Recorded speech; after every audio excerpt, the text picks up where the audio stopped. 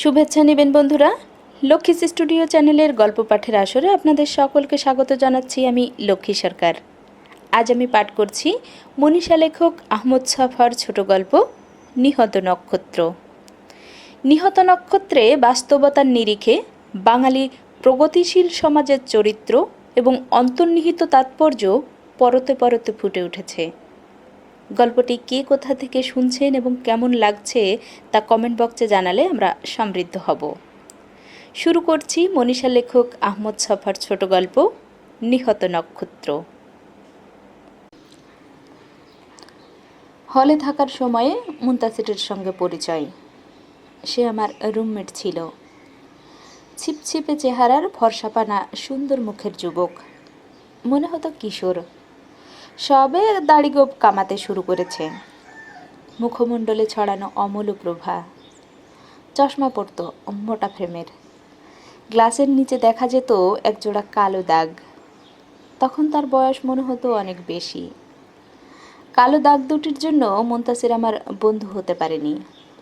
ও দুটি যেন হাড়ে হাড়ে কাঁপন জাগানো একান্ত অনিষ্ট চিন্তার দুটি কৃষ্ণ ফলক। নিজের কথা বলি, আমি পূর্ব বাংলার অরাজক যুগের যুবক।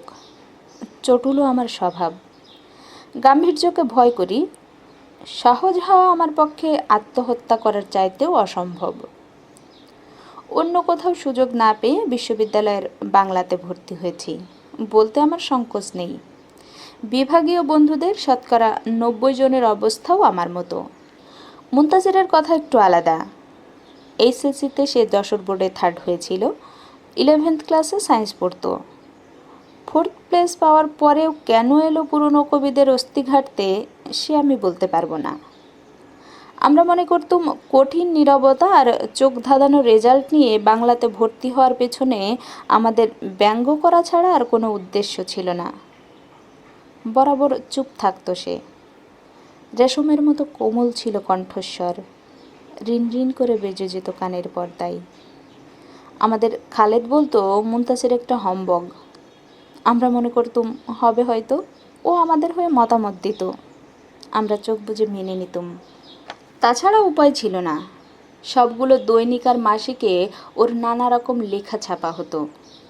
ওকে ঠেস দিয়ে কোনো রকমে সংবাদপত্রের সাহিত্যের পাতায় নিজেদের নামগুলো ছেপে নেয়ার লোভে জিভ দিয়ে টসটসিয়ে জল ঝরত।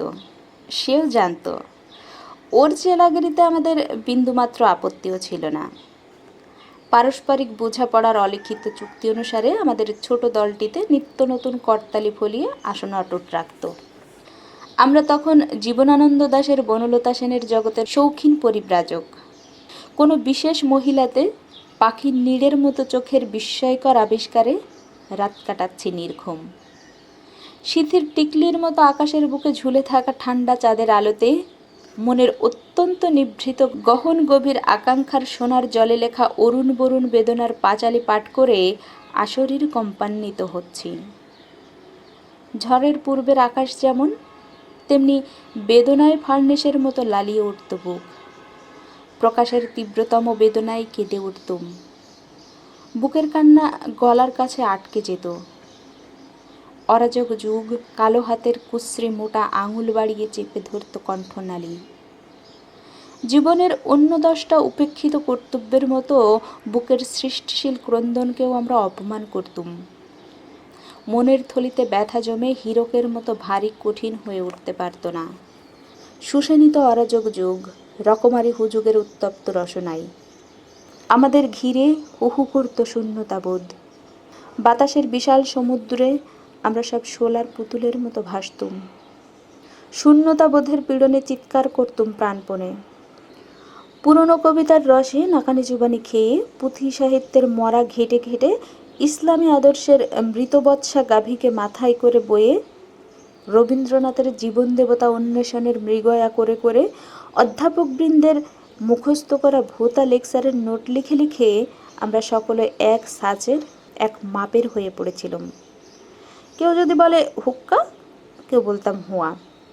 মুনতাসিরের কথা বলি, বন্ধু না হোক সহমর্মী, তবু রুমমেট তো।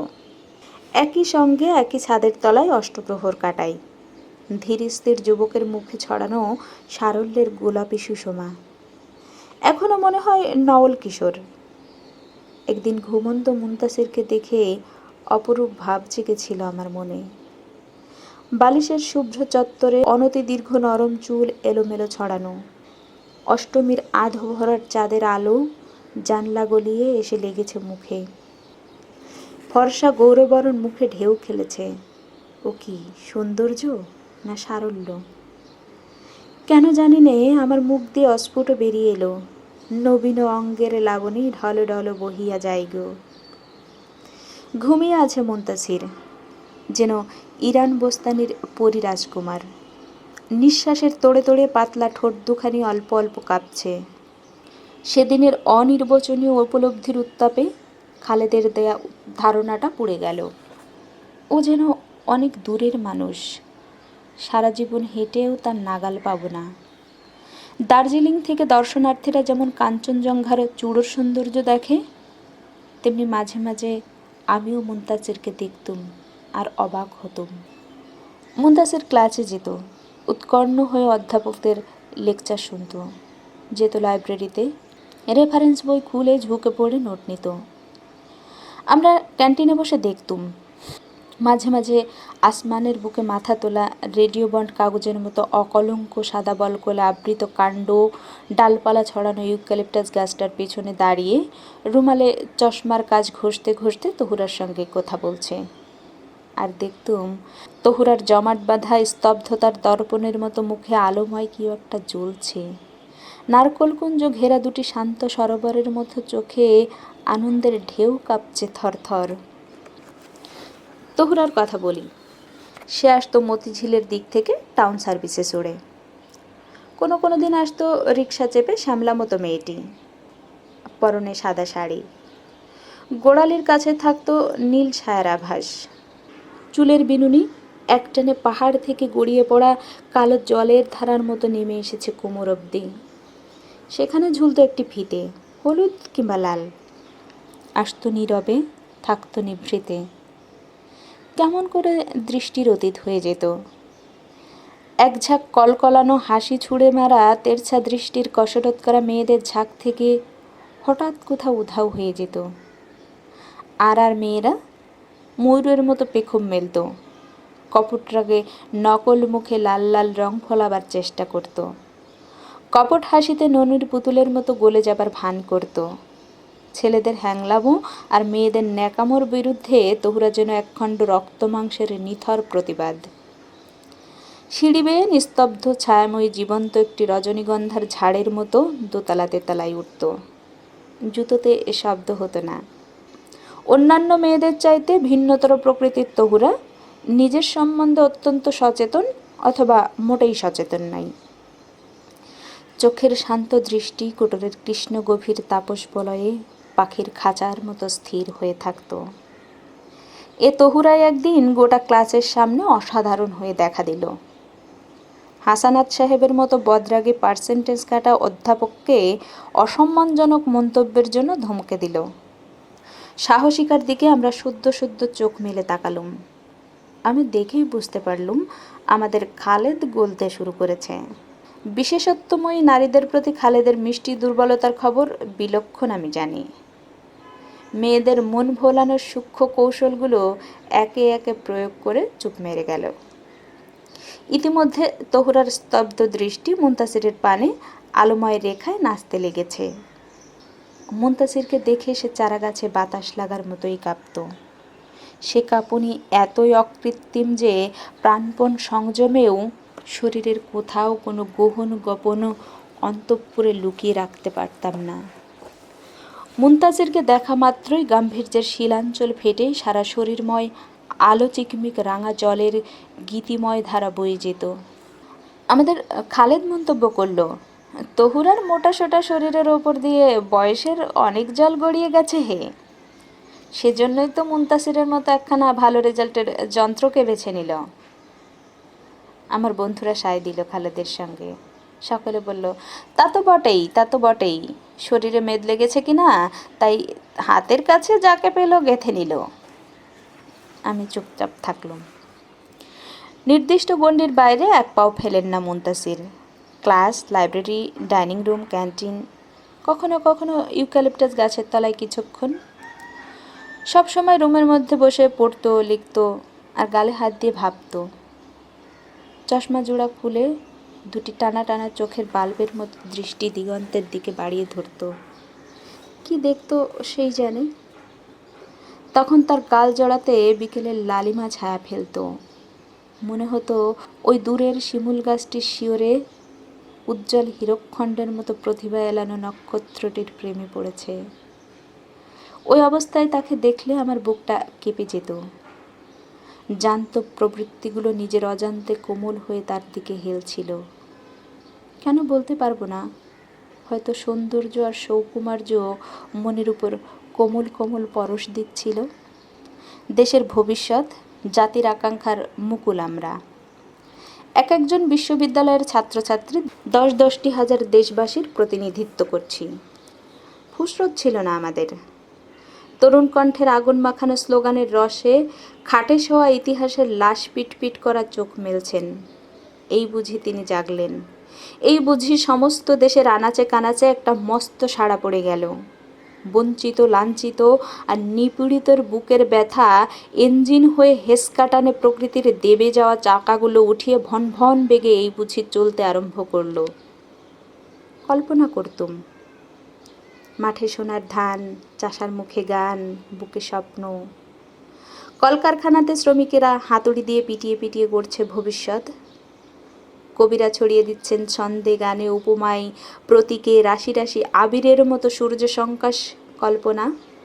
এমনই একটা নয়ন শোভন ছবি কল্পনা করে আনন্দে রাঙা হয়ে যেতুম। উদ্দীপনা চাঙিয়ে তুলত সমস্ত অন্তরাত্মা।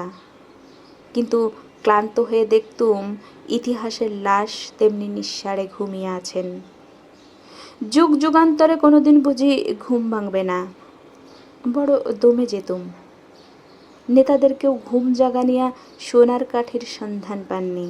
বাহারে বুলি জেল্লাদার বক্তৃতার লোভ ছাড়িয়ে শহরের সীমানা পেরিয়ে গায়ে কাদা মেখে কাদার মতো মানুষদের বুকে অগ্নিমন্ত্র দেওয়ার মতো হৃদয়মান দুঃসাহসী যুগমানব কই? তাই বলে আমাদের উৎসাহের ঘাটতি ছিল না। যাকে তাকে ঠকবাজ, চোরাকারবারি, বিমার দালাল, ধর্মব্যাপারী, মুরিদদের মাথায় কাঁঠাল ভাঙা ভণ্ডপীর সকলকে ঠাউরতুম নেতা। কেউ গরম কথা বললে মনে করতুম এই তো তিনি এলেন, যার জন্য গোটা দেশ রুদ্ধশ্বাস প্রতীক্ষায় বসে আছে।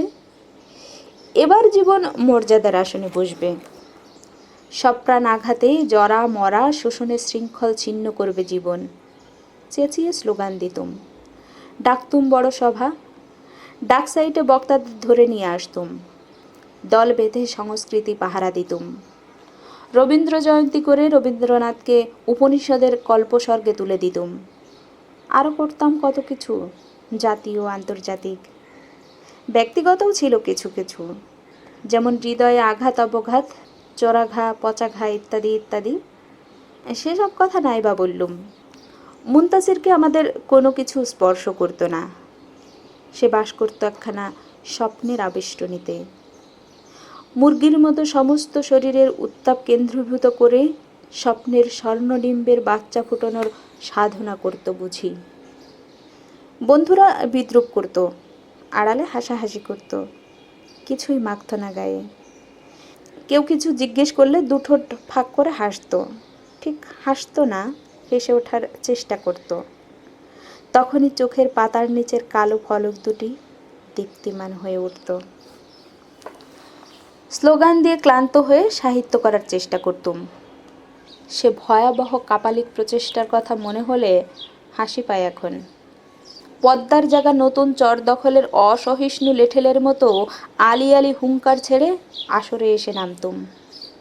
প্রচণ্ড ধুলি উড়াতুম, পায়ের তলার কাদাকে আকাশে ছুড়ে দিতুম।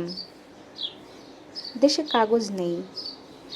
দু একখানা দৈনিক যা আছে সেগুলো সাহিত্য সম্পাদক নামধেয় ব্যক্তিদের রসজ্ঞান দেখে আমাদের বমি আসতে চাইতো।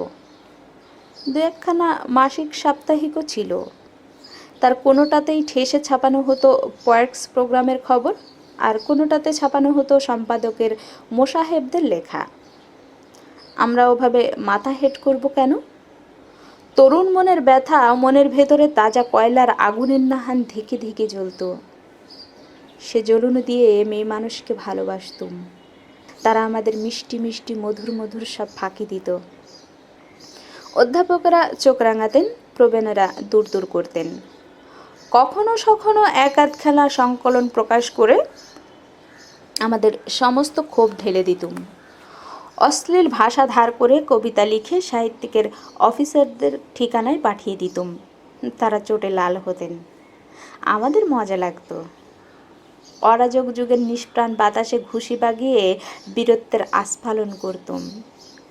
ভাষা ভাষাভাবে একে অপরের প্রশংসা করতুম, পিঠ চুলকে দিতুম, কিন্তু মনের গভীরে একে অন্যকে করতুম তীব্রভাবে ঘৃণা।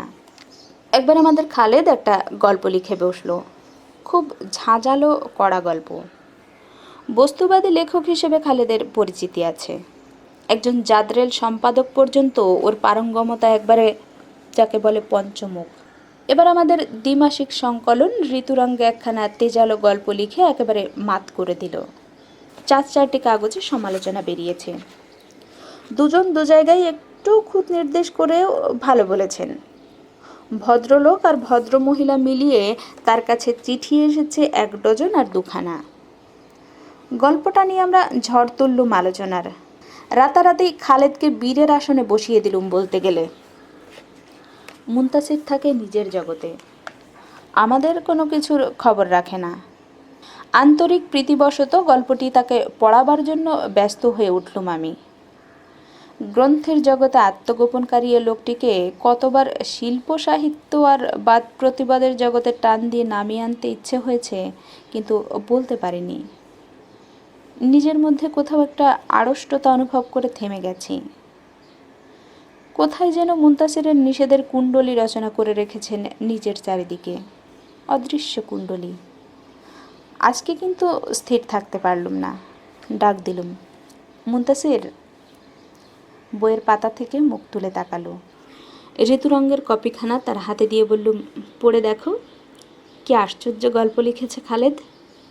সমালোচকদের মতে এটি পূর্ব বাংলার শ্রেষ্ঠ গল্পগুলোর একটি। হাত বাড়িয়ে কপিটা নিল। নাকের ডগায় আলগোছে চশমা জোড়া চড়িয়ে পড়তে বসল।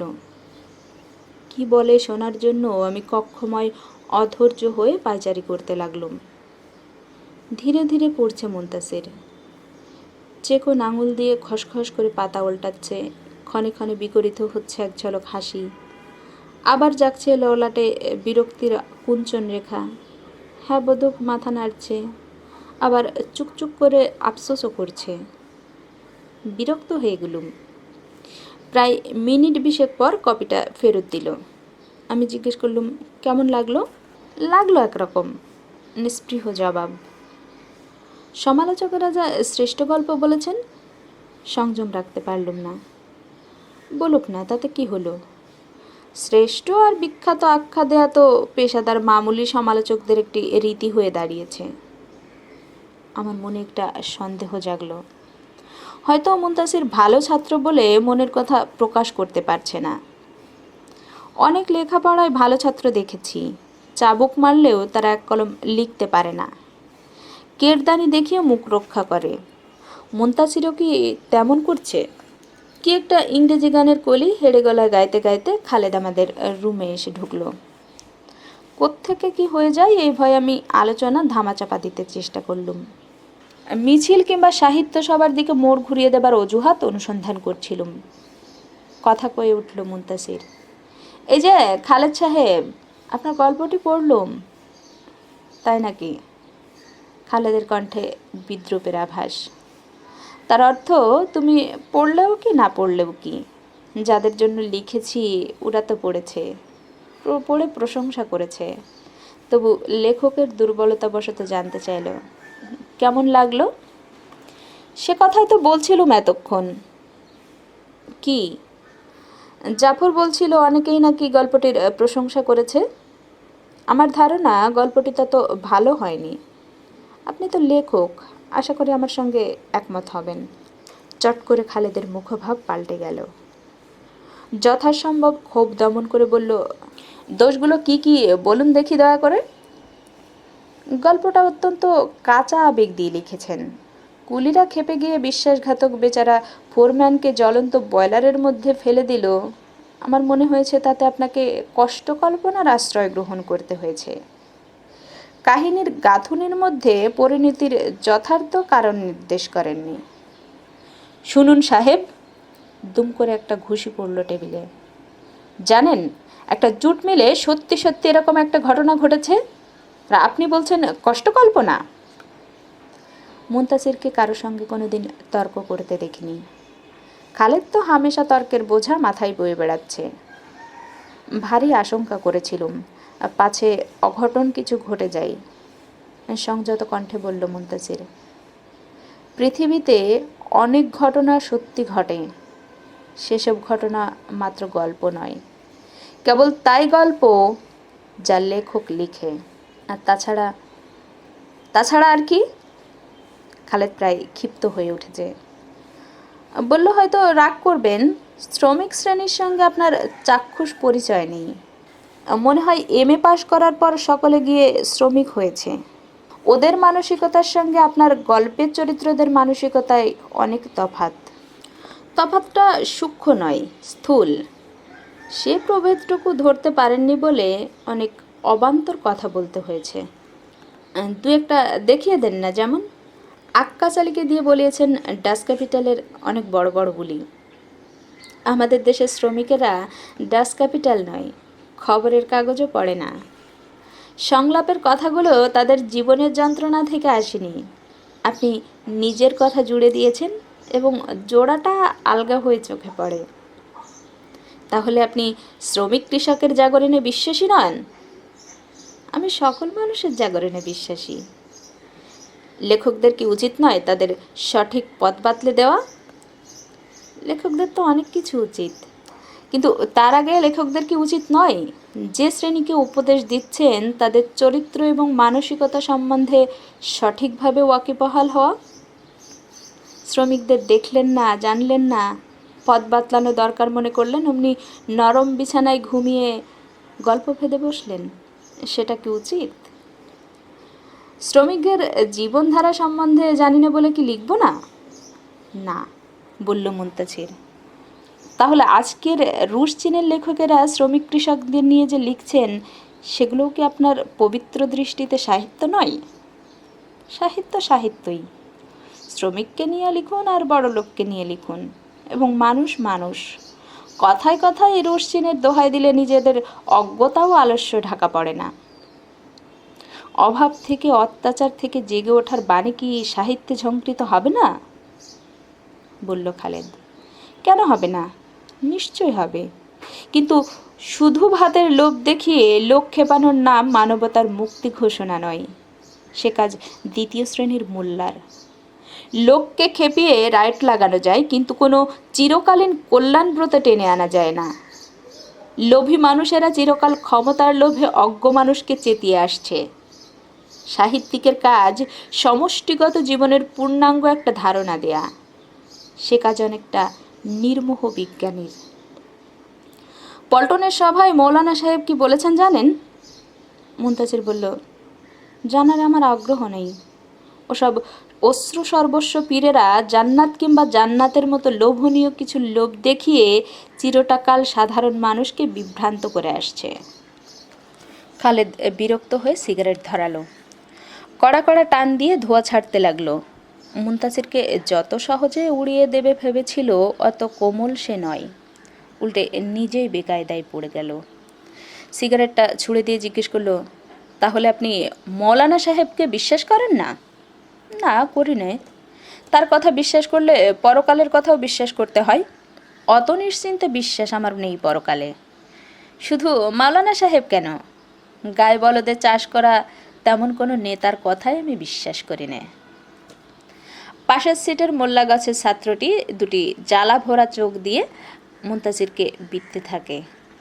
পরকালের প্রতি আস্থাহীন এ শয়তানটির সঙ্গে এতকাল কেমন করে ভালো ব্যবহার করে আসছেন তিনি ভেবে পান না। এখানে প্রসঙ্গত বলে রাখি, আমাদের অপর রুমমেট মুস্তাহিদ সাহেব রক্তে মাংসে বিশ্বাস করেন দুনিয়াতে আবার ইসলাম জিন্দা হবে, এবং তা হবে আরেক কারবালার পর। সে যাক, খালেদ সিগারেটটা ছুঁড়ে ফেলে দিল।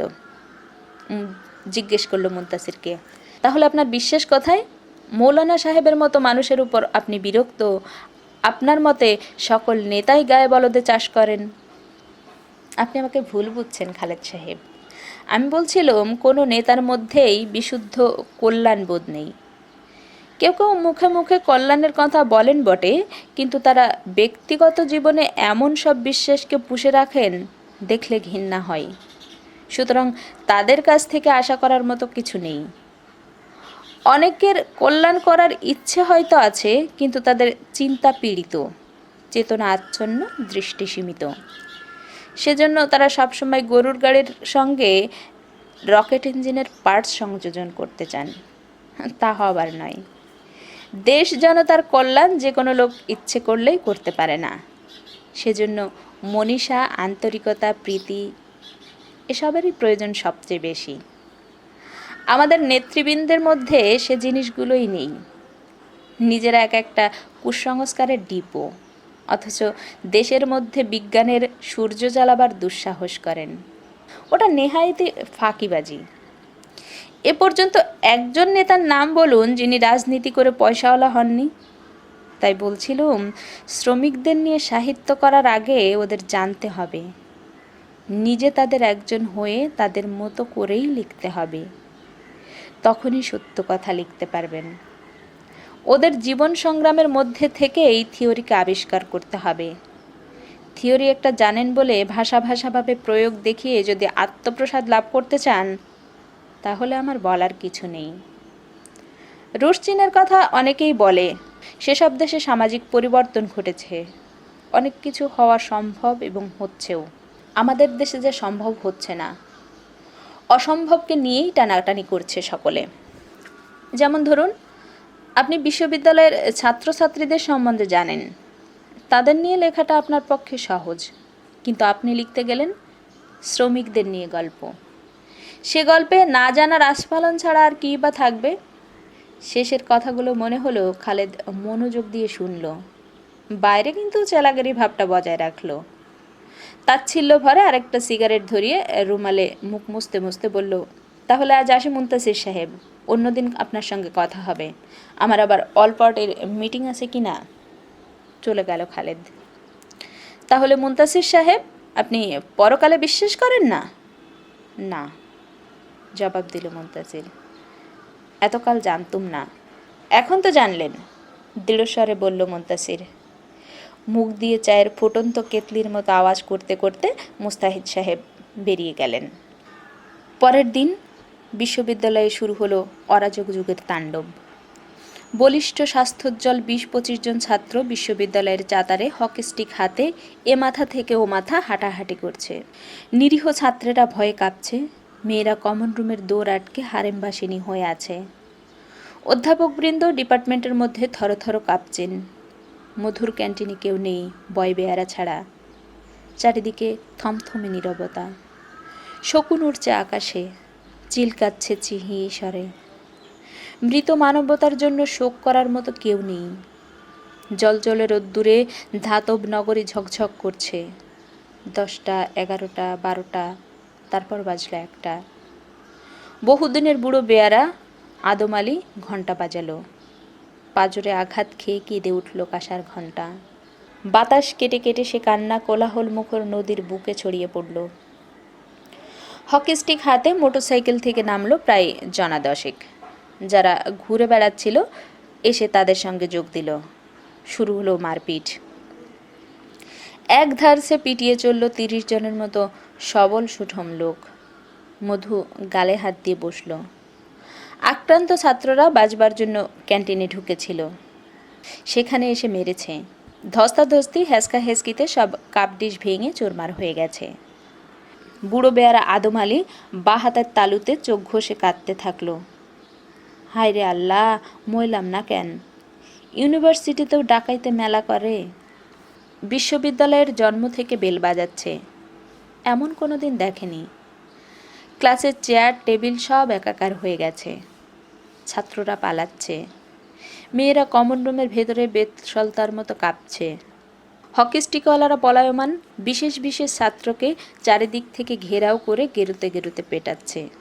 সে এক বীভৎস দৃশ্য। এখনও স্মরণে এলে আমার মুখ দিয়ে রক্তবমি বেরিয়ে আসতে চাই। 1 ঘন্টার মধ্যে বিশ্ববিদ্যালয়ের চাতাল খালি হয়ে গেল। পড়ে আছে আহতের দল সংজ্ঞাহীন। রাস্তার কুকুরেরা এসে জিভ দিয়ে রক্ত চাটতে লাগলো, আর চিলটা চিহি স্বরে ঘুরে ঘুরে কাঁদছিল। হকি স্টিকওয়ালারা গোল হয়ে আলোচনায় বসল। গলায় কোকোকোলা ঢেলে বিজয়োৎসব করছে যেন। কেউ উর্দু ছবির গানের কলি গাইছে। সকলে চাঙ্গা হয়ে ছুটল অধ্যাপক আশরাফ সাহেবের বাসার দিকে। তিনি একদিন তাদের একজনকে ক্লাস থেকে বের করে দিয়েছিলেন, সুতরাং আজকে শোধ নেওয়ার সুযোগ। ছাড়বে কেন? আগেই বলেছি, আমি চটুলো যুবক, কোনো কিছু গভীরে প্রবেশ করি নে। দূর থেকে দেখায় আমার নেশা।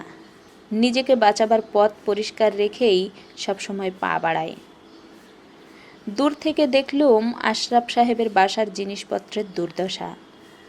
ঘরের আসবাবপত্র ভেঙে ফেলছে হকি স্টিকের আঘাতে।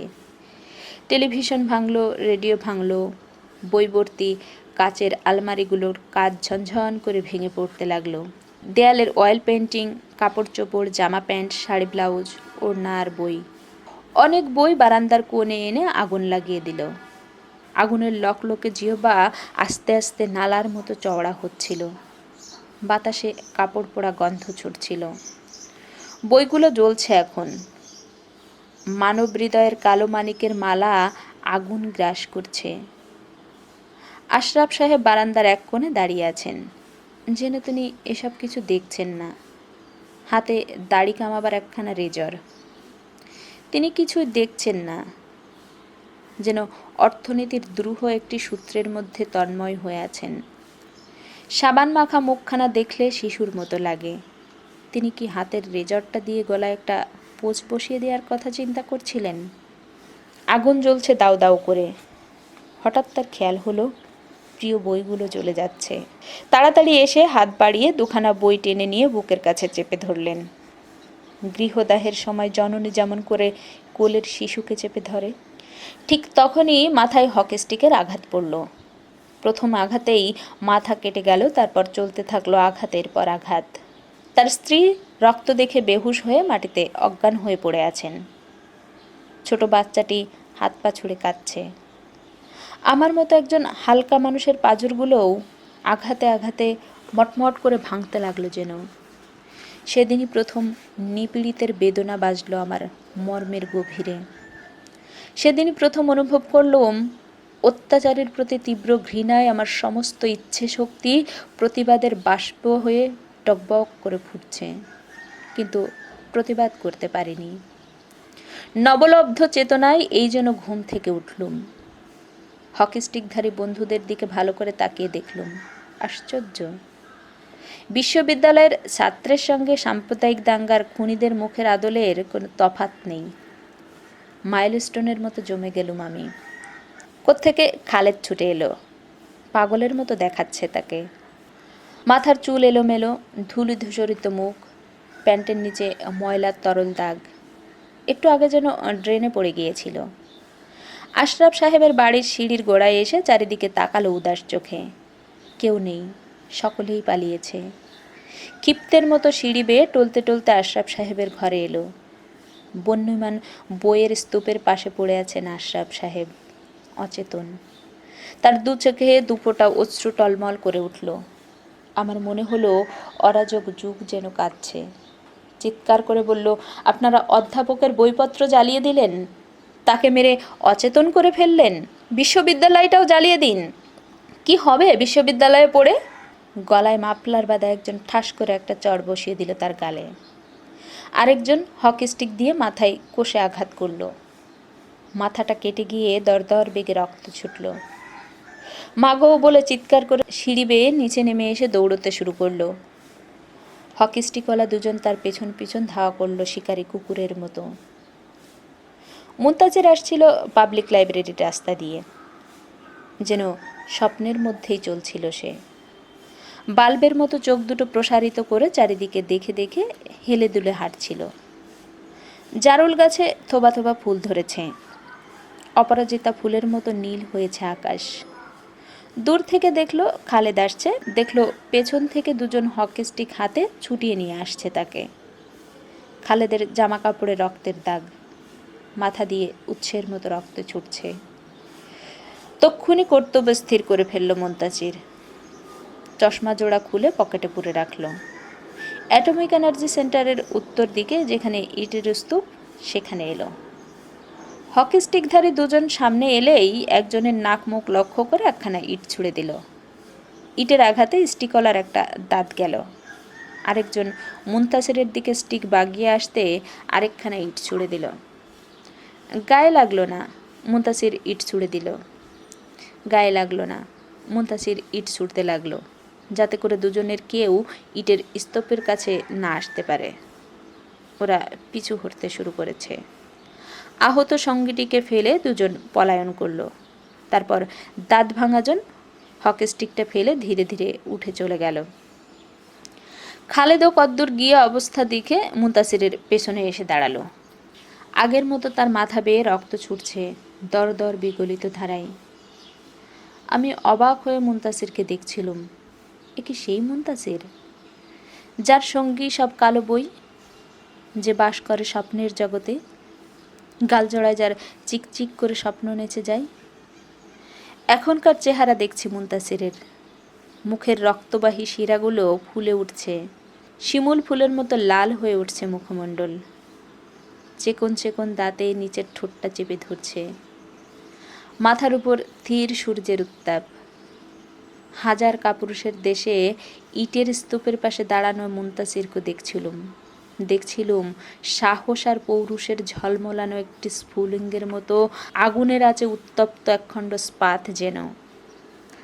আমি গুটি গুটি পায়ে মুনতাসির আর খালেদের পাশে চলে গেলুম। নিশ্চিন্ত নিরাপত্তার বাইরে আমার প্রথম পদক্ষেপ। একটুও ভাবিনি আমার যে কোনো বিপদ হতে পারে। ওই শিমুল ফুলের মতো সাহসরাঙা মুখখানি আমাকে আয় আয় করে ডাকল। আমি নিজের নিরাপত্তার কথা ভুলে গিয়েছিলুম। আমি ওদের পাশে এসে দাঁড়ালুম। মুনতাসির জিজ্ঞেস করলো, কি হয়েছে? আওয়াজ তো নয়, যেন পিস্তলের গুলি। আমি বললুম, হকি স্টিকধারী ছাত্ররা বিশ্ববিদ্যালয়ে মারপিট করেছে। অনেক ছাত্র মারাত্মকভাবে আহত হয়েছে।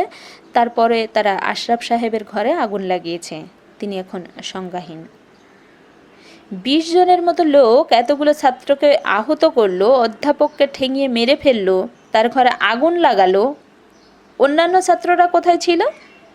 মনে মনে বললুম, সে কথা অরাজক যুগের বাতাসের কাছে জিজ্ঞেস করো। মুখে বললুম, তারাও ছিল। কোথায় ছিল? সকলে পালিয়েছিল। তুমি বাধা দাওনি কেন? এতগুলো খুনের সঙ্গে আমি কি করব? জবাব দিলুম আমি। 6000 ছাত্রকে 20 জন গুন্ডার বিরুদ্ধে রুখে দাঁড়াতে বলনি কেন? আমি জবাব দিলুম না। আবার জিজ্ঞেস করলুম, তোমার সামনেই বুঝি খালেদের মাথা ফাটিয়েছে? মাথা নাড়ালুম। কাওয়ার্ড। সমস্ত শরীরটা একটা ঝাঁকুনি দিয়ে কেঁপে গেল। বুকের ভিতর কি যেন একটা চাপতে চেষ্টা করছে। সে কাঁপছে আর 3টে দাঁত মাংসের ভেতর বসে যাচ্ছে। 3টে রক্তের ধারা থুতনি বেয়ে নিচের দিকে নেমে আসছে। সে 3টে রক্তের ধারা আমার বুকে চিরদিনের জন্য আঁকা হয়ে গেল। প্রায় আধ ঘন্টা পরে দেখলুম 8-10 জন হকি স্টিকধারী আমাদের দিকে বুনো মোষের মতো তেড়ে আসছে। আমি পালিয়ে আত্মরক্ষা করার কথা ভুলে গেলুম। মুনতাসির আর খালেদের সঙ্গে কোথায় যেন এক সূত্রে বাধা পড়ে গেছি। খালেদের মাথা দিয়ে রক্ত বইছে চিরচির করে। মুনতাসির বলল, এখন তো আর রক্তটা বন্ধ করার উপায় নেই, আগে এদের একটু সামলে নেই। ইট নিয়ে তৈরি থাকুন। সাহসের সঙ্গে নাকে মুখে ছুটতে থাকবেন। দেখে ছুটবেন যেন একটাও বৃথা না যায়। খবরদার পালাবার চেষ্টা করবেন না। আমরা সুবিধাজনক স্থানে আছি। পেছনে স্তূপীকৃত ইট দেখে আমার মনে হলো 40 জন এলেও পারবে না। এ ইট বস্তুটিকে এতকাল দেখিনি কেন? সেজন্য ভারী আফসোস হয়। মুনতাসিরের কালো কালো বইয়ের ভেতর কি ইটের কথা লেখা ছিল? হকি স্টিকওয়ালারা আমাদের মার দিতে এসেছিল, খেতে আসেনি। সেজন্য পরে দেখে নেবে বলে শাসালো। রোকেয়া হলের জারুল গাছটির নিচে দাঁড়িয়ে হকি স্টিক ঘুরিয়ে ঘুরিয়ে আমাদের শালা ইত্যাদি বলে একচোট গাল দিল। তারপর ওরা জিন্না হলের দিকে চলে গেল। দেখলেন তো সত্যিকারের সাহস আর গুন্ডামিতে কতটুকু প্রভেদ, বলল মুন্তাসির। কিছু বললুম না মুখে, মনে মনে আস্ত একটা পরাজয়ের পুলক অনুভব করলুম। নেমে এলুম পথে। নিজের গায়ের নতুন শার্টটা খুলে খালেদের মাথায় ব্যান্ডেজ বেঁধে দিল মুন্তাসির। জামা দিয়ে যে ব্যান্ডেজ হতে পারে তাও আমি কোনোদিন চিন্তা করিনি। তিনজনে এলুম হলে। একজন ছাত্রও নেই, সকলে পলাতক। দারোয়ানটি বসে আছে অধমুখে, তার বিষণ্ণ চোখ মুখ যেন অরাজক যুগের একখানা জলরঙা ছবি। আমি বললাম, আমাদের এক্ষুনি হল থেকে চলে যাওয়া উচিত, নয়তো রাতের বেলা ওরা এসে আমাদের আক্রমণ করবে। হলের সব ছেলেরা চলে গেছে। হোয়াট? সে আবার পিস্তলের গুলির মতো আওয়াজ। আমি বললুম, অন্যান্যবারে হলে ঢুকে ওরা সাধারণ ছাত্রদের আক্রমণ করেছে, লেখ তোষক বইপত্র জ্বালিয়ে দিয়েছে।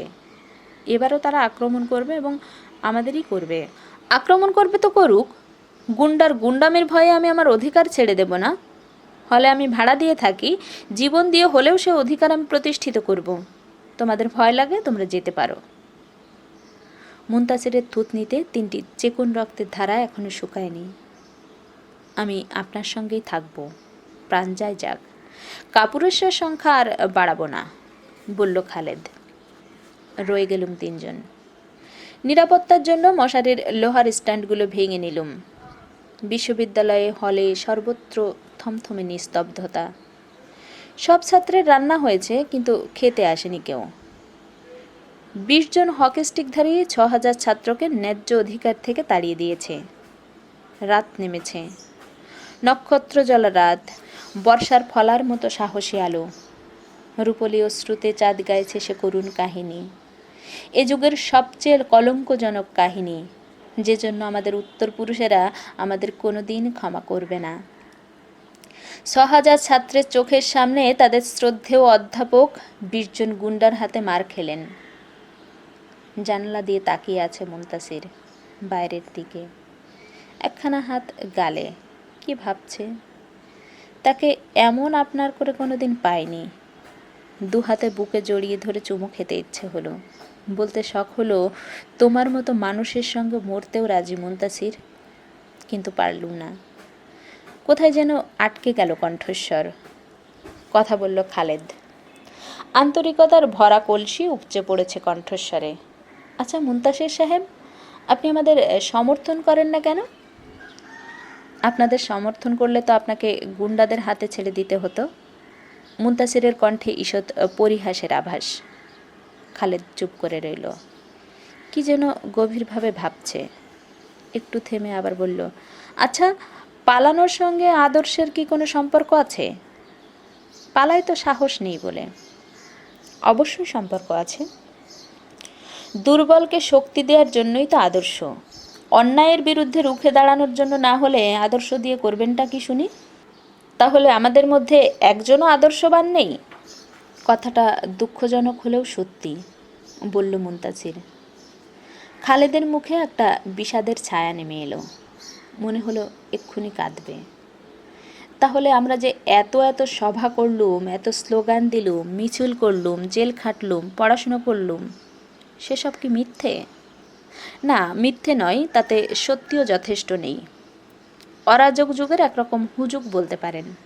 কারণ যারা স্লোগান দিচ্ছে, মিছিল করছে, জেল খাটছে, তারাও প্রাণের থেকে চায় না এ সমাজ পরিবর্তন হোক। সেজন্য গুলিস্তান পর্যন্ত মিছিল করে মনে করে লং মার্চ করে এলুম।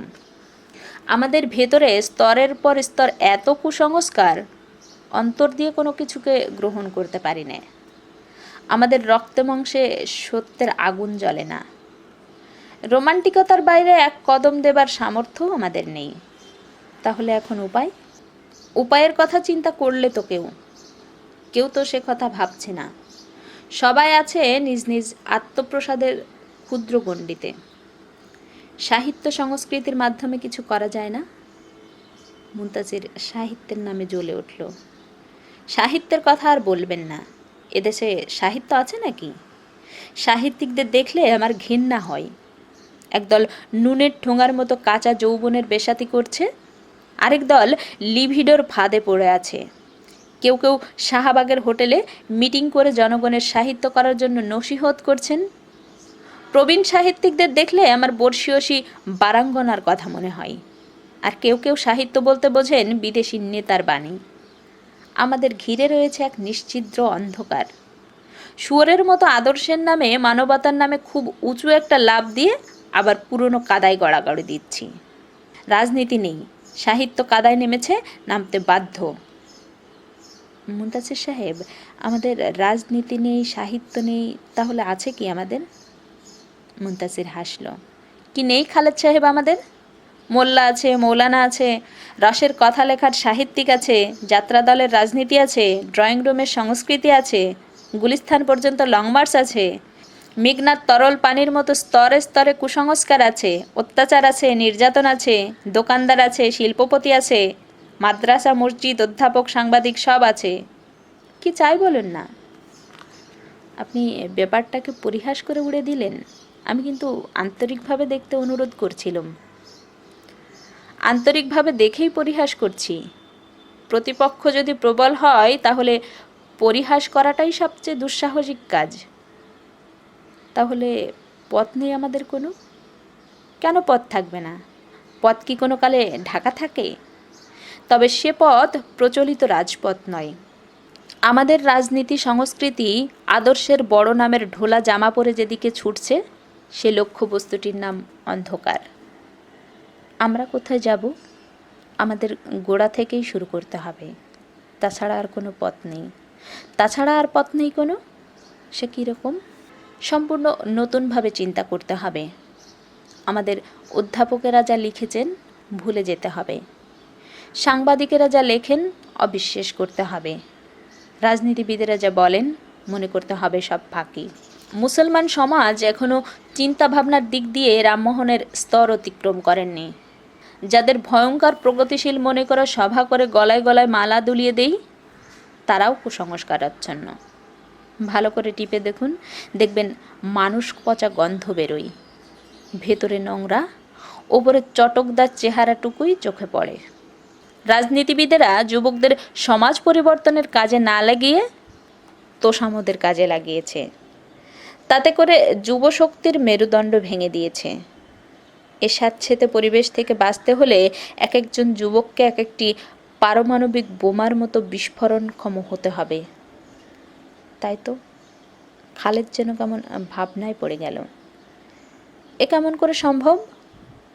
অবশ্যই সম্ভব। এমনি করে এই অন্ধকার যুগের গর্ভযন্ত্রণা সৃষ্টিশীল যুগের জন্ম দিয়েছে। আমাদের সৃষ্টিশীল চিন্তার অভিঘাতে পুরনো যুগ তলিয়ে যাবে। পাজর ফাটানো চিন্তা বিজলির মতো জ্বলবে যখন আবার নতুন যুগ আসবে। এখন শুধু বলা উচিত, যার বুকে সূর্য নেই সে আমাদের বন্ধু নয়। কিন্তু একটা প্রাথমিক কর্মসূচি তো চাই। যেমন ধরুন, প্রথমে একখানা কাগজ, 3 মাসে একবার বেরুক, ক্ষতি নেই। ডিক্লিয়ারেশন হয়তো পাবো না, তবু সংকলন নামে চালিয়ে দেয়া যেতে পারে। সে কাগজ সব রকম অবিচারের বিরুদ্ধে বিদ্রোহ ঘোষণা করবে, ধর্মীয়, রাজনৈতিক, অর্থনৈতিক সব রকম। সংস্কৃতির নেতির জোড়া খুলে খুলে দেখাবে, সমাজের ক্ষয়কাশের কারণ বিশ্লেষণ করবে। চায় একদল চিন্তাশীল নির্ভীক মানুষ, যারা দক্ষ সার্জনের মতো সমাজ দেহে অস্ত্রোপচার করতে পারে। মানুষ কাঠ নয়, একদিন না একদিন সত্যকে গ্রহণ করবেই। তার জন্য চাই সহনশীলতা, ধৈর্য আর গ্রহণ বর্জনের ক্ষমতা। সর্বোপরি সত্য প্রকাশের দুর্বার সাহস।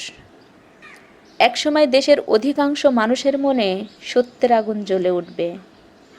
তখনই সম্ভব হবে খোল নলচে দুই বদলে নতুন সমাজ গঠন করা, তার আগে নয়। বিদেশের দৃষ্টান্তে উল্লাসিত হওয়া আর জান্নাতে বিশ্বাস করা একই রকম। সে রাতে মুনতাসির যদি বলতো আমাদের মরতে হবে, আমরা মরতুম। যদি জানলা দিয়ে লাফ দেওয়ার কথা বলতো, আমরা লাফ দিতুম। একখানা সংকলন প্রকাশে রাজি হওয়া, সে আর এমন কি, রাজি হয়ে গেলুম। তিনজনে মিলে কাগজের নাম রাখলুম অতন্দ্র। অতন্দ্র প্রকাশের টাকা পয়সা মুনতাসির জোগাড় করবে, এরকম স্থির হলো। লেখা সংগ্রহের দায়িত্ব খালেদের। আমাদের অপর বন্ধু আরশাদকে দেয়া হলো প্রেসের ভার। আমিও ওদের সঙ্গে রইলুম অনেকটা না থাকার মতো। মনের ভিতর একটা খুঁতখুঁতনি রয়ে গেল। কাগজ করা সে তো অনেক টাকা পয়সার ব্যাপার। মুনতাসির অত টাকা দেবে কোত্থেকে? মুখ ফুটে কিছু বলতে পারলুম না। মুনতাসিরের মতো দুঃসাহসী মানুষের সামনে টাকা পয়সার অজুহাত দেখানো যেন তাকে অপমান করা। সে দুঃসাহসকে সম্বল করেই কাজে নেমে পড়া গেল। কদিন থেকে আর মুনতাসিরের দেখা পাইনে। আমার ঘুম ভাঙার আগেই সে বেরিয়ে যায় সকালবেলা। জানি নে কোথায় যাই। দুপুরে ক্লাসে দেখি, তখন তাকে ভারী পরিশ্রান্ত দেখায়। কখন গিয়ে খেয়ে আসে, ফাঁকে ফাঁকে আবার বেরিয়ে যায়। ক্লাসের শেষে ইউক্যালিপটাস গাছের তলায় দাঁড়িয়ে তহুরার সঙ্গে কথা বলে না। বেচারি স্তব্ধ মুখে আধার জমেছে কালো হয়ে। রাত 9টা 9:30টার সময় হলে ফেরে। তখন তাকে ঝোড়ো কাকের মতো দেখায়। খেয়ে এসে ঘুমিয়ে পড়ে চুপচাপ, কোনো কথা বলে না। একদিন জিজ্ঞেস করে ফেললুম, মুনতাসির, আজকাল তুমি যে একেবারে রুমে থাকছো না, কি ব্যাপার? হঠাৎ এরকম পরিবর্তন? তোমরা তো অতন্দ্রের অর্থ সংগ্রহের ভারটা আমার উপর ছেড়ে দিয়েছ। টাকাটা তো কেউ এমনিতে দেবে না, জোগাড় করে নিতে হচ্ছে। কি করে? বললুম আমি। সকালবেলা এক প্রকাশকের প্রুফ দেখি, দুপুরবেলা বিজ্ঞাপনের জন্য একটু ঘোরাফেরা করি, সন্ধ্যাবেলা একখানা টিউশনি করি। কোনো রকমে যদি প্রথম সংখ্যাটা বের করতে পারি, বিজ্ঞাপনের টাকা দিয়ে পরবর্তী সংখ্যাগুলো চালিয়ে নেওয়া যাবে। ক্লাস, টিউটোরিয়াল, প্রুফ দেখা, বিজ্ঞাপন সংগ্রহ, তার উপর টিউশনি। আমি চুপ হয়ে গেলাম। মনে মনে বললুম, এত পরিশ্রম যদি হয়, লাভ কি কাগজ করে? আজকাল খালেদ আর আমার ছোট্ট আড্ডা দিতে আসে না, ঘুরে ঘুরে লেখা সংগ্রহ করে। এক একটি লেখা নিয়ে মুনতাসির আর খালেদ অনেকক্ষণ ধরে আলোচনা করে, তর্কাতর্কি হয়। মাঝে মাঝে আরশাদও যোগ দেয়, কোনো বিশেষ লেখা ছাপবার জন্য অনুরোধ করে। মুনতাসির শান্ত সংযত কণ্ঠে বলে, না, ও লেখা আমরা ছাপাতে পারবো না। লেখাটি অন্যান্য কাগজের মান অনুসারে মন্দ হয়নি, তবু আমরা ছাপাতে পারবো না, কারণ ওতে বিশেষ একটি মনোভঙ্গি এমন বিশ্রীভাবে দাঁত বের করে রয়েছে, তা আমাদের আদর্শের পরিপন্থী। খালেদ চুপ করে থাকে, আরশাদ ভ্রুকুটি করে, কিন্তু মুখ ফুটে কিছু বলতে পারে না। রোদে বৃষ্টিতে ঘুরে ঘুরে মুনতাসিরের গায়ের রং তামাটে হয়ে এসেছে। গালজোড়ায় আর বিকেলে লালিমা নাচে না, আর চোখে নীলিমা কাঁপে না, কণ্ঠস্বর রিনরিন করে বাজে না, কিন্তু কথাগুলো এসেছে ধারালো হয়ে, যুক্তিসঙ্গত। বাইরের পৃথিবী মুনতাসিরকে নিজের ছাঁচে ঢালাই করে নিচ্ছিল। খালেদ কিংবা আরশাদের কোনো অনুরোধ গ্রহণযোগ্য না হলে বুঝিয়ে দেয় যুক্তি দিয়ে। পয়লা একটু গাইগুই করলেও খালেদ চুপ করে থাকে। আজকাল মুনতাসিরের উপর তার এক অন্ধ অনুরক্তি এসেছে। আরশাদ বাইরে কিছু না বললেও মনে মনে মুনতাসিরকে সহ্য করতে পারে না, চুপ করে রাগে ফুলতে থাকে। অনেক বন্ধুবান্ধবদের লেখা ছাপাতে পারলুম না। দুজন নাম করা লেখকের লেখাও মুনতাসির অমনোনীত করল। সে যাক, অবশেষে অতন্দ্র বের হলো। কাগজখানি বিশ্ববিদ্যালয়ে একটা বোমার মতো ফাটল। মুনতাসির এ যুগের চিন্তাশূন্যতার উপর প্রবন্ধ লিখেছে। তাতে রাজনীতি, সংস্কৃতির দুর্বলতা কি কি স্পষ্টভাবে দেখিয়েছে। কবি, সাহিত্যিক, অধ্যাপক, রাজনীতিবিদ কাউকে ছেড়ে কথা বলেনি। খালেদ সত্যি একটা ভালো গল্প লিখেছিল। আমার মতো একজন ভোঁতা কল্পনার মানুষের কলম দিয়েও আশ্চর্য একখানা কবিতা বেরিয়ে গিয়েছিল। কি শিরশির করা অনুভূতি আমি ঢেলে দিয়েছিলাম। নিজের ভিতরে কি এক প্রতিবাদী শক্তিশালী সত্তার উদ্বোধন ঘটেছিল। এখনো অবাক হয়ে সেই কথাই ভাবি। রাতারাতি বিখ্যাত হয়ে গেল মুনতাসির। ওর হকি স্টিকওয়ালাদের বিরুদ্ধে রুখে দাঁড়ানো, অতন্দ্র প্রকাশ, কাগজে প্রকাশিত তেজালো প্রবন্ধ, সব কিছু নিয়ে ক্যান্টিনে জোর আলোচনা চলতে লাগলো। কেউ বলল লোকটি পাগল, কেউ ফ্যান্টাস্টিক আর কেউ বলল জিনিয়াস। যে যাই বলুক, এদিকে মুনতাসিরের চোখে ঘুম নেই। এক একজনের কাছে 10 বার গিয়েও প্রথম সংখ্যার বিজ্ঞাপনের টাকা উসুল করতে পারছে না। দ্বিতীয় সংখ্যা বের করার সময় পেরিয়ে যাচ্ছে। অমানসিক পরিশ্রম করে চলছে মুনতাসির, এখন নাও খাওয়ার সময় পাচ্ছে না। ক্লাসেও বড় একটা যায় না, প্রুফ দেখে, টিউশনি করে, আর বিজ্ঞাপনের জন্য সারা শহরময় ছোটাছুটি করে। তার মুখের দিকে চেয়ে মাঝে মাঝে অনুভব করতে চেষ্টা করি বুকের ভিতর কি আগুন জ্বলছে। বুকের আগুনই মুনতাসিরকে বিভাগী বাউলের মতো করে ছুটিয়ে বেড়াচ্ছে। আমাদের বিভাগীয় প্রধান 2.5 মাসের জন্য রোমে বেড়াতে গিয়েছিলেন। রোমে 2.5 মাস নাম দিয়ে তিনি একটি ভ্রমণ বৃত্তান্ত লিখেছেন। বইটি আরশাদকে দিয়েছেন অতন্দ্রে আলোচনা করার জন্য। সে প্রথম শ্রেণী নেওয়ার আশা করে, সেজন্য বিভাগীয় প্রধানের নানা রকম স্তুতিবর্ধক খুঁটিনাটির প্রতি অত্যন্ত সজাগ। বইটি মুনতাসিরকে দিয়ে বলল, স্যার বইটি সম্বন্ধে আলোচনা করতে বলেছেন। মুনতাসিরের মুখ কালো হয়ে গেল। মনের কোনো ভাবনা গোপন করতে পারে না, মুখে ছায়া ফেলে। আপনি করবেন না আমি আলোচনা করব? জিজ্ঞেস করল আশরাফ। আমিই করব, রিজু জবাব মুনতাসিরের। দ্বিতীয় সংখ্যা বের হলো কোনো মতে। রোমে 2.5 মাসের আলোচনা দেখে আরশাদ চোখ কপালে তুলল, বিড়বিড় করে বলল, এসব কি কাণ্ড? স্যারের বইটির এমন আলোচনা করতে হয়? এখন আমি স্যারকে কি বলবো? যত সব। মুনতাসির জবাব দিল না।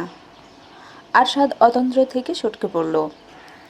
বিভাগীয় প্রধানকে গিয়ে কি বোঝালো জানি না, একদিন দেখলুম মুনতাসির মুখ কালো করে ক্যান্টিনে বসে আছেন। এমন গোমড়া মুখও সে সাধারণত থাকে না। কঠিন বিপদের সময়েও তার মুখে এক ধরনের দীপ্তি খেলে। ব্যাপার কি জানতে চাইলুম আমি। কি মুনতাসির, মুখে কালি মেখে বসে আছো যে? হেসে উঠতে চাইল। এক ধরনের মানুষ আছে যারা কাঁদতে পারে না বলেই হাসে, এও সে ধরনের। বিভাগীয় প্রধান মুনতাসিরের মাসিক স্কলারশিপটা কেটে নিয়েছে, আর নাকি বলেছে যদি সংযত না হয় আচার আচরণে তাহলে বিভাগেও থাকতে পারবে না নাকি। কদিন পরে দেখি মুনতাসির রুমের মধ্যে লম্বা হয়ে শুয়ে আছে। নড়নচড়ন নেই, একটা প্রচণ্ড কিছুর ধকল সইতে না পেরে ফুলে ফুলে উঠছে। সমস্ত শরীরটা যেন জোড়ায় জোড়ায় খুলে যাচ্ছে। নিজের অজ্ঞাতে বড় বড় নিঃশ্বাস নামছে নাক দিয়ে। যখন চুপচাপ থাকে সে সাধারণত কারো সাথে কথা বলে না, নিজের বেদনাকে নিজেই শান্ত করে। তার ভেতরের মাথা কোটা অস্থিরতা দেখে থাকতে পারলুম না, তাই জানতে চাইলাম, কি হয়েছে মুনতাসির? কিছু না, পাশ ফিরল তক্তপোষে। বলো, নিশ্চয় কিছু একটা হয়েছে। যা বলল তাতে আমার শিরার রক্ত চলাচল বন্ধ হয়ে যাওয়ার উপক্রম। আরশাদ নাকি অতন্দ্রের বিল বাবদ 400 টাকা উঠিয়ে নিয়ে গেছে। মুনতাসির টাকার জন্য গেলে নাকি বলেছে অতন্দ্রের জন্য যে শ্রম দিয়েছে তার মূল্য নিশ্চয়ই 400 টাকার চাইতে অনেক বেশি। তার পরদিন থেকে বিজ্ঞাপনের ফর্ম নিয়ে আবার নিয়মিত ঘুরে বেড়ায় সরকারি বেসরকারি অফিসের দৌড়ে দৌড়ে। কেউ বিজ্ঞাপন দেয় না, এজেন্টদের কাছে যায়, কাগজ বিক্রি হয় না। তারা বলে সিনেমা অভিনেত্রীদের ছবি আর সিনেমার খবর না থাকলে কাগজ বিক্রি হয় না। বুক স্টলগুলোতে রংচঙের সিনেমা পত্রিকা আর জমকালো বিদেশি পত্রিকার ভিড়ের চাপে মুখ থুবড়ে পড়ে থাকে অতন্দ্র। নিউজ প্রিন্টে ছাপা 20-25 পৃষ্ঠার কাগজ খদ্দেরের চোখ টানে না, তবু হাতে করে নিয়ে গিয়ে এখানে সেখানে কিছু কপি বিক্রি করে আসে। অল্প স্বল্প বিজ্ঞাপনের টাকা আর বিক্রয়ের যৎকিঞ্চিৎ অর্থে পরের সংখ্যা বের করে। কলেবর ক্ষীণ হয়ে আসে অতন্দ্রের। মুনতাসিরকে নিয়ে আর কেউ আলোচনা করে না। এখন তার মাথার চুলে তেল পড়ে না, নিয়মিত টিফিন জোটে না, পয়সা নেই, বাঁচাও চড়তে পায় না। স্পঞ্জের স্যান্ডেল পরে সারা শহরে ঘুরে বেড়ায়। মাঝে মাঝে ইউক্যালিপটাস গাছের তলায় গিয়ে তহুরার সঙ্গে দেখা করে। তার ভাঙা চোয়াল এবং কোটারাগত চোখ দুটোর দিকে চেয়ে তহুরার বুকের রক্তরোদন মুখের রেখায় রেখায় জেগে ওঠে। মুনতাসিরের মুখের ঢলো ঢলো লাবণী অরাজক যুগের সূর্য শুষে নিয়েছে। এককালের স্বপ্নীল গণ্ডদেশে এখন দুটো দৃঢ়তার তামাভ রেখা, আর চশমার নিচে ছাইচাপা আগুনের মতো দুটি চোখ ছাড়া আর কিছুই নেই মুনতাসিরের। আমরা সে ভয়াবহ দিন, ভয়াবহ রাতের কথা ভুলে গেছি। ভুলে যাওয়াই আমাদের স্বভাব। অরাজক যুগ নতুন নতুন হুজুগ বয়ে আনে।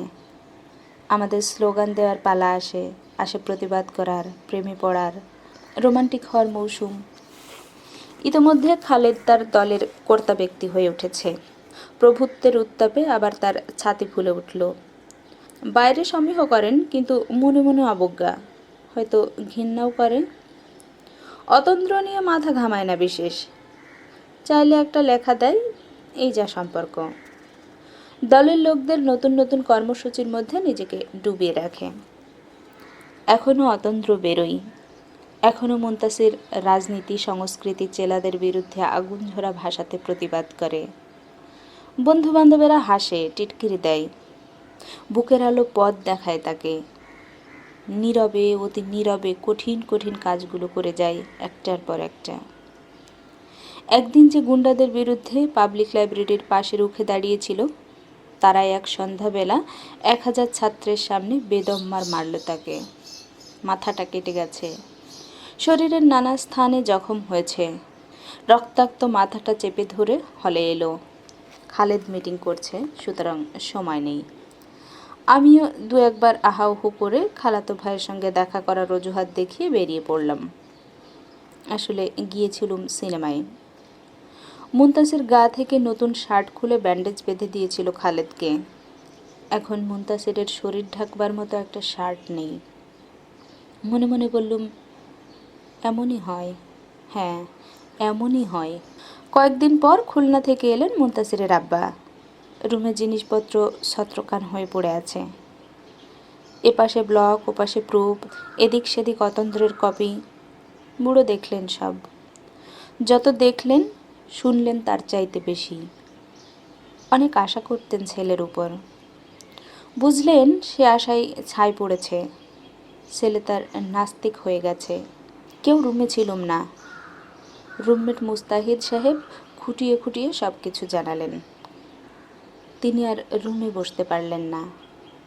আল্লাহ তাআলা তার নাস্তিক ছেলের রুম থেকে তাকে টেনে নিয়ে গেল বাইরে। গেটের মুখে মুনতাসিরের সঙ্গে দেখা। ছেলের ভাঙাচোরা শরীরখানার দিকে চেয়ে তার পিতৃত্বের তন্ত্রিতে টান পড়ল। দুফোঁটা অশ্রু জেগে উঠল চিকচিকিয়ে। পর মুহূর্তে ভাবলেন, এ ছেলে তার নাস্তিক হয়ে গেছে। তিনি কঠিন হয়ে গেলেন, ফিরিয়ে নিলেন মুখ। সেদিনই সন্ধ্যাবেলা মুনতাসির ট্রাঙ্ক, বইপত্র, লেপতোষক সব গুটিয়ে নিয়ে বলল, চললুম জাফর। কোথায়? চমকে উঠলুম। আব্বা তো আমাকে দেখে মুখ ফিরিয়ে চলে গেলেন। আমার মধ্যে তার পরকালের বিশ্বাস মার খেয়েছে। তার ইচ্ছেকে আমি জীবনে সফল করে তুলতে পারিনি। নিজের ইচ্ছেই পথ চলেছি আমি। এরপর থেকে তিনি আমাকে খরচ দেবেন না। দিলেও আমি নেব কেন? এক মুহূর্ত থামল, বোধহয় চোখের জল সামলাবার জন্য। সে জানে কাঁদবার জন্য জন্ম হয়নি তার। কোথায় যাবে? জিজ্ঞেস করলুম। একটা আস্তানা ভাড়া করেছি। কোথায়? নবাবগঞ্জ বাজারের পেছনে, একেবারে বুড়িগঙ্গার ধারে। উদার আকাশ, অঢেল হাওয়া। আর প্রস্রাব পায়খানা এবং মেছোহাটার গন্ধর কথা চেপে গেলেন কেন? সেসব তো কিনে নিলুম নিজে। হাসল মুনতাসির। চলে গেল। আমার বুকটা চুরচুর করতে লাগলো। ভেতরটা মরিচ লাগার মতো জ্বলছে। আমাদের অনার্স পরীক্ষা এলো। কোনো দিকে নজর দেবার ফুসরত পাইনি। রুম থেকে বেরোয়নি 2 মাস। 3 বছরের পড়াশুনো 2 মাসে তৈরি করে নেওয়া যে কী কঠিন কাজ বিশ্ববিদ্যালয়ের ছাত্রমাত্রই জানেন। পরীক্ষা শেষ হলে মনে হলো আবার নতুন করে জন্ম নিলুম। যে সার্টিফিকেটের জন্য এত তপস্যা, পদে পদে এত কষ্ট, কুইনিন মিক্সারের মতো এত লেকচার গেলা, আপাতত তার এক অধ্যায়ের ইতি হলো। স্বস্তির নিঃশ্বাস ফেললুম। এখনও মুনতাসিরকে দেখি, হাতে অতন্দ্র, ঘুরে বেড়াচ্ছে। মাথার চুল রুক্ষ সূক্ষ্ম, পরনের পায়জামাটা 7-5টা গেরো। মুখ দেখে মনে হয় হয়তো খাবার জোটেনি। দেখা হলে আলাপ করে কথা বলে। এতটুকু সংকোচ কিংবা জরিমা নেই। বাইরের পোশাকটা যেন কিছু নয়, যেন ওটা তার ইচ্ছাকৃত ছদ্মবেশ। সে যেন ছদ্মবেশী রাজকুমার। চলতি সংখ্যা অতন্দ্রের সম্পাদকই পড়ে শোনায়, ছুরির মতো ধারালো করে হাসে। তহুরার সঙ্গে কথা বলতেও দেখি কোনো কোনো দিন। তাকে দেখলে আমার বন্ধুদের মধ্যে বেশ একটা হাসির সাড়া পড়ে যায়। কেন হাসে বলতে পারবো না। হয়তো হি হি করে হেসে আমাদের মতো অগভীর মানুষেরা এক ধরনের আত্মপ্রসাদ লাভ করে থাকি। যেমন করে শুষ্ক স্লোগান আওড়াই, ইংরেজি ডিটেকটিভ উপন্যাস পড়ি, হিন্দি সিনেমা দেখি, তেমনি করে আমরাও হাসি। তা বলে মুনতাসির বন্ধুহীন ছিল না।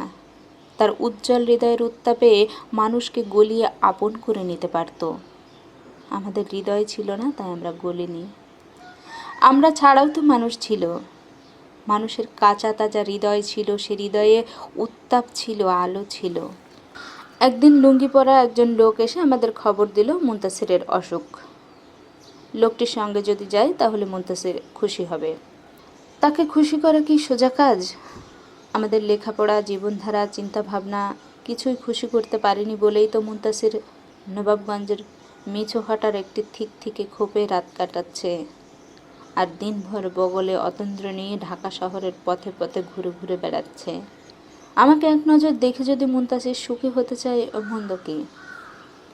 সঙ্গে রওনা দিলুম।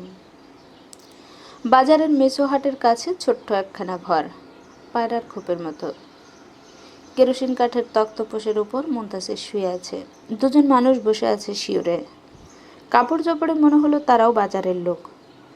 ছোট্ট একখানা টেবিল, সেও কেরোসিন কাঠের, তাতে প্রুফ, আর ওষুধের শিশি বোতল ছড়ানো। আমাকে দেখে চোখ দুটো উজ্জ্বল হয়ে উঠল মুনতাসিরের। বসলুম পাশে, কপালে হাত দিলুম। অল্প অল্প জ্বর আছে। কেমন আছো মুনতাসির? জ্বর কখন থেকে? ভালো এখন। জ্বর আজ 15 দিন। জ্বর হয়েছে আজ 15 দিন, খবর দাওনি কেন? খবর দিতে চেয়েছিলুম, ও মহিলাটি বললেন তোমাদের পরীক্ষা, তাই খবর দিয়ে বিরক্ত করতে চাইনি। ও মা, এতক্ষণ খেয়াল করিনি। ওপাশে ছোট্ট মোড়ায় বসে পুরুপ কাটছে তহুরা। হ্যাঁ, তহুরাই তো। ভালো করে তাকালুম। সেও তাকালো আমার দিকে, আদেব দিল ছোট্ট করে।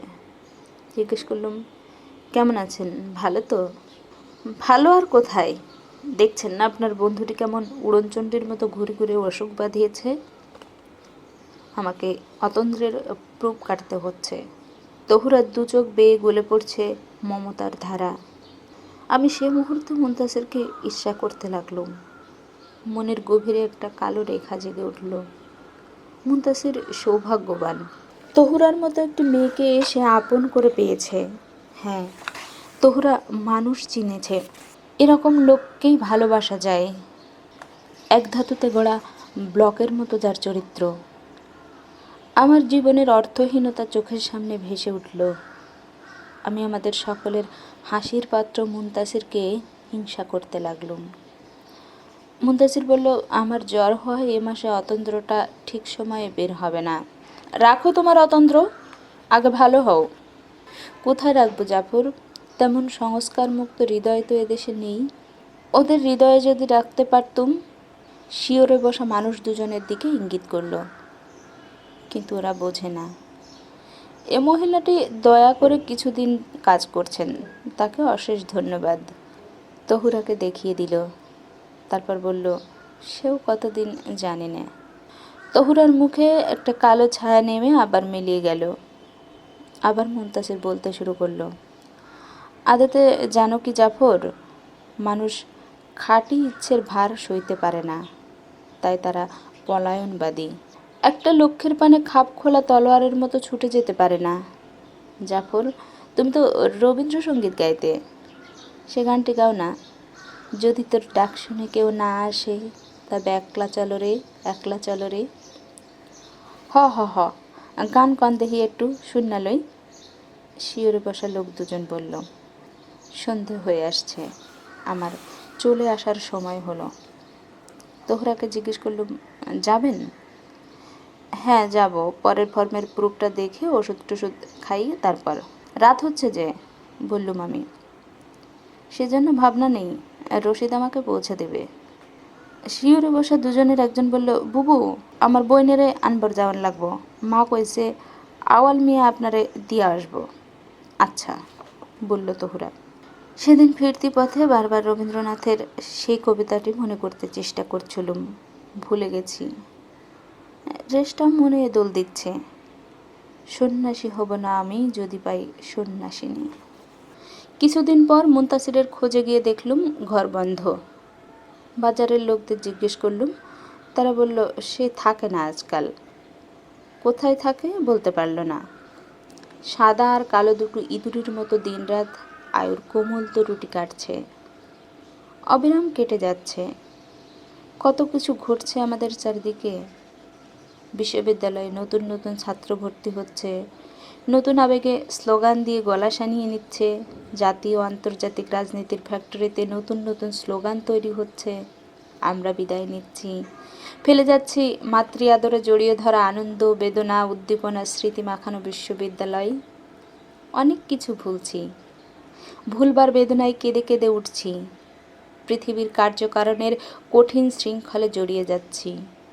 তবু মাঝে মাঝে কাটার মতো ব্যথা দিয়ে মুনতাসিরের কথা মনে হয়। সঙ্গীতের মতো বাজে কানে তার নাম, আলেয়ার মতো জলে চোখে তার দুঃসাহস। কোনো এক সন্ধ্যাবেলা একা থাকলে তার প্রিয় নক্ষত্রটির দিকে চোখ পড়ে, অমনি তার কথা মনে পড়ে যায়। মুনতাসির এখন কোথায়, কি করে? অতন্দ্র কি বেরোয় না? খবর রাখি না। এমএ পাশ করে সংবাদপত্রে চাকরি নিয়েছি। আমার খবর আসে টেলিপ্রিন্টারের তারে। সেদিন অফিসে বিশ্ববিদ্যালয়ের ছাত্রদের গুন্ডামির উপর একখানা রিপোর্ট লিখছি। মনে পড়ে গেল মুনতাসিরের নাম। মুনতাসির একবার একা এ গুন্ডামির প্রতিবাদ করেছিল। আরেক মুনতাসির কখন জন্মাবে? আমিও মুনতাসিরের সঙ্গে ছিলাম। আমার জীবনের সেটি একমাত্র বীরত্বব্যঞ্জক ঘটনা। চৌকোনো হীরকখণ্ডের মতো আমৃত্যু আলো বিকিরণ করবে, কিন্তু মুনতাসির কোথায়? কোথায় সে প্রতিবাদের প্রজ্বলন্ত স্ফুলিঙ্গ? কালের ধুলির তলায় চাপা পড়ল কি? খবর রাখি নে। আমার খবর আসে টেলিপ্রিন্টারের তারে।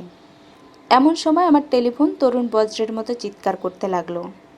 রিসিভার কানে লাগিয়ে বললুম, হ্যালো, কি? জাফর সাহেব আছেন?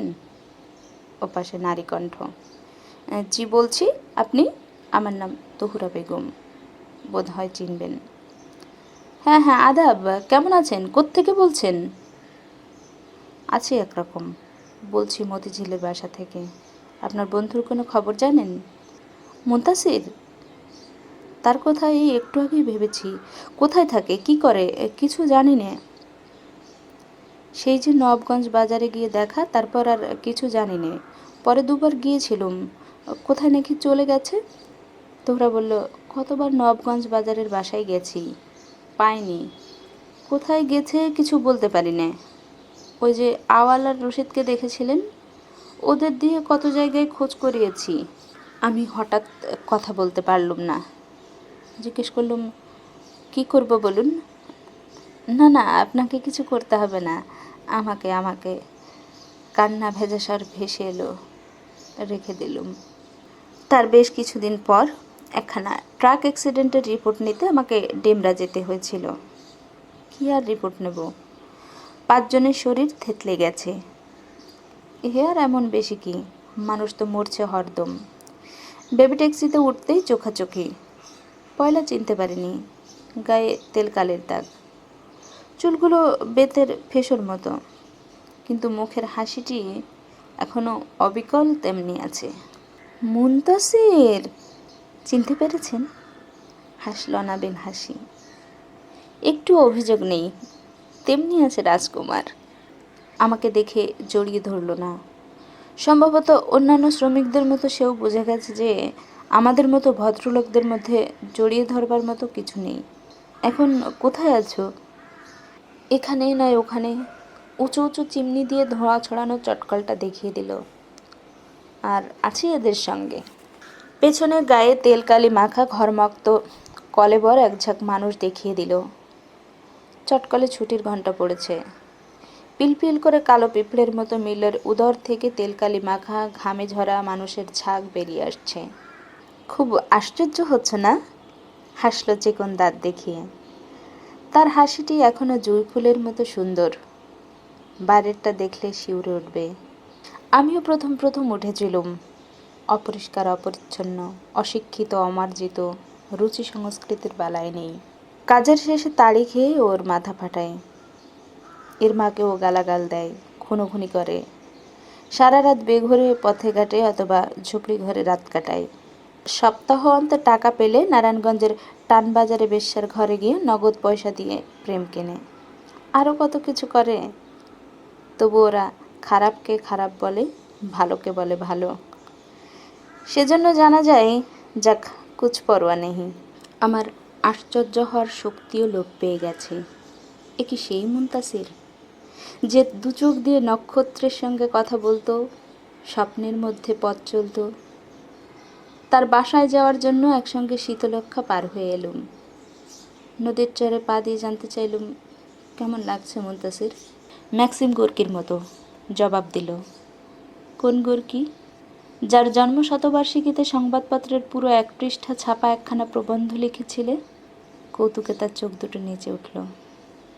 বললুম, আমি সংবাদপত্রে চাকরি করি, প্রবন্ধ লেখাই পেশা, সব কিছুর উপর লিখতে হয়। যদি উপরওয়ালার আদেশ হয় তাহলে। আমার মুখের কথা টেনে নিয়ে বলল, বেশ কিছুদিন আগে তহুরা আমাকে টেলিফোন করে তোমার কথা জিজ্ঞেস করেছিলেন। রাস্তার মধ্যেই দাঁড়িয়ে গেল, কিছু একটা মনে করার চেষ্টা করলো। হঠাৎ আমাকে বলল, জাফর, আমার একটা অনুরোধ রাখবে? বড় করুণ শোনালো তার কণ্ঠস্বর। আর কোনো দিন যদি তহুরা আমার খবর জিজ্ঞেস করে, কিছু বলবে না। কেন? তাহলে বেচারি ভারী কষ্ট পাবে। আমার সম্বন্ধে খুব উচ্চাশা পোষণ করত। শেষমেশ আমি নাকি হয়ে গেলাম একটা চটকলে শ্রমিক। তিনি তো তোমার সঙ্গে নবগঞ্জ বাজার পর্যন্ত গিয়েছিলেন। হ্যাঁ, অতটুকু গিয়েছিল, কিন্তু ডেমরা আসতে পারে না। দেখছো না কি বেআব্রু জীবন। আর মানুষের হৃদয়ে বা কয়দিন বাঁচে? কি বলো, ওকে আমার জীবনের সঙ্গে না জড়িয়ে ভালো করিনি? কথা না বাড়িয়ে তার বাসায় গেলুম। তার বউবাজারে ছোট্ট একখানা বেড়ার ঘর। সাজ সরঞ্জাম বিশেষ কিছু নেই। মাদুর, বালিশ, মশারি, হাত পাখা ইত্যাদি, আর রান্নাবান্না করার দু চারটে হাঁড়ি পাতিল। একটা খাতা বের করে দেখালো সে। লিখছে কিছু আজকাল। 8-10 পাতা পড়ে রেখে দিলুম। আমরা শিল্পী, সাহিত্যিক, সাংবাদিকেরা সকলেই তোষামোদের জগতের অধিবাসী। আমরা যা কিছু পড়ি তোষামোদ, যা লিখি তাই তোষামোদ। ওতে শক্ত কিছু, ঘন কিছু, গভীর কিছু নেই। সেজন্য আমাদের স্নায়ুগুলোও ভারী দুর্বল, ফুলের ভার সইতে পারে না। মুনতাসির লিখেছে জীবনের প্রত্যক্ষ সংগ্রামের কথা। জীবন ক্ষয় হচ্ছে চোখের সামনে। উলঙ্গ অভাব জীবনের বোটা ধরে টানাটানি করছে। হতাশ কালো ভালুকের থাবার মতো চেপে ধরছে। চোখের সামনে মালিক শ্রম চুরি করছে। সব কিছুর বিরুদ্ধে জীবন মাঝে মাঝে ঝিলিক দিয়ে যাচ্ছে। কি তার জিঘাংসা, কি তীব্র দুঃখ! আঘাতে হিমালয়ও বুঝি ধসে পড়বে। কালো ঘর্মসিক্ত মানুষের মনের পাথরে কয়লার নাহান আগুন সহ্য করার মতো স্নায়ু আমার নয়। অনুভব করলুম আমি একজন সাংবাদিক। শুধু সংবাদ লেখাই আমার পেশা। সত্যে মিথ্যে সকল রকম সংবাদ। মুনতাসিরের কথা চিন্তা করতে করতে ফিরে এলুম। বছরখানেক পরে হবে। একটা রাজনৈতিক সভার রিপোর্ট লিখছি। বেলা বোধ হয় 4:30 কি 5টা হবে। টেলিফোনে কে আমাকে ডাকলো। আজকাল আর কর্কশ্বর সইতে পারি না। মসৃণ মানুষের সঙ্গে থেকে নিজেও তেলাল রুচির মানুষ হয়ে উঠেছি। ওপাশের লোকটিকে যদি হাতের কাছে পেতুম, কোষে 2টি চর বসিয়ে দিতুম। যেন একটা কাক টেলিফোনের অপর প্রান্তে কা কা করছে। তবু শুনতে হলো। বলছে ডেমরা থেকে একজন শ্রমিক। মুনতাসিরের নাকি ভয়ঙ্কর অসুখ, বাঁচবে না। আমাকে দেখতে চাচ্ছে। তাড়াতাড়ি ভিক্টোরিয়া পার্ক থেকে স্কুটার নিয়ে ছুটলুম। সন্ধ্যের আগে আগে ডেমরা গিয়ে পৌঁছলুম। শীতলক্ষা পার হয়ে মুনতাসিরের ছোট বাসাটিতে যেতে সন্ধ্যা হয়ে গেল। মুনতাসির শুয়ে আছে বাঁকা হয়ে, দুর্দান্ত টিটেনাস রোগের সঙ্গে প্রাণপণ সংগ্রাম করছে। শরীরের ভেতরে যেন সাইক্লোন প্রবাহিত হচ্ছে, আর ধনুকের মতো বেঁকে যাচ্ছে সারা শরীর। পাণ্ডুর মুখমণ্ডলে জুঁই চামেলি ফুলের মতো সুন্দর হাসিটি এখনও ধরে রেখেছে। গলায় ঘর ঘর শব্দ হচ্ছে, হায় রে মুনতাসির, এই তোমার পরিণতি। 20-25 জন শ্রমিক মুনতাসিরের বিছানার চারিদিকে বসে আছে গোল হয়ে। সকলের চোখ ছলছল করছে, কারো মুখে রা নেই। ওদেরকে মুনতাসির প্রখর হৃদয়ের উত্তাপে গলিয়ে আপন করে নিয়েছে। কোনো রকমে চোখের জল চেপে পাশটিতে গিয়ে বসলুম। কপালে রাখলুম ডান হাত। ক্ষীণ কণ্ঠে ডাকলো আমাকে, জাফর। কথা জড়িয়ে যাচ্ছে মুখে। প্রতি মুহূর্তে নিঃশেষ হয়ে আসছে জীবনের জীবনী রস।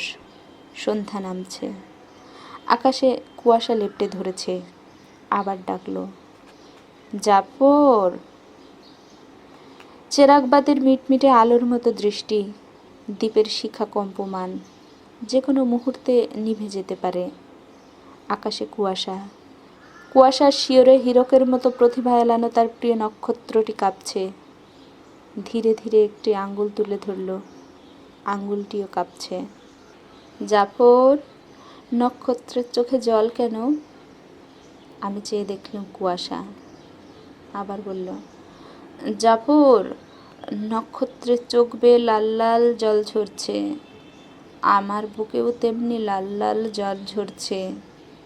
আহা, একটিবার আমি বলতে পারিনি আমি তোমাকে ভালোবাসি তহুরা। প্রেমের চেয়ে জীবনকে দামি মনে করেছিলুম, সে জীবনকে খুঁজলুম, পেয়েছি। তহুরা ছিল আমার প্রাণ, আমার। একবার একটা কবিতা লিখে দিয়েছিল, পৃথিবীর সুর আমি পৃথিবীতে বাস করি, সব কিছু ছুঁয়ে ছুঁয়ে গতিময় করি। আমাকেও ছুঁয়েছ তহুরা, আমার পাখায় লেগেছে গতি। আমি পেরিয়ে যাচ্ছি, জীবনের সীমানা পেরিয়ে যাচ্ছি। কোথায়? অন্ধকার, অকুল অন্ধকার। জাফর, নক্ষত্রের চোখে জল, আমার বুকে জল, লাল লাল জল। আবার কথা বলতে চেষ্টা করলো। শরীরে খিল ধরছে, হাত পা কুঁকড়ে আসছে, সমস্ত শরীরে মোচড় খেলছে। বারবার মুখ খুলতে চেষ্টা করে, পারে না। জীবন প্রদীপ নিভছে, জীবনী রস অ্যাসিডের মতো উড়ছে।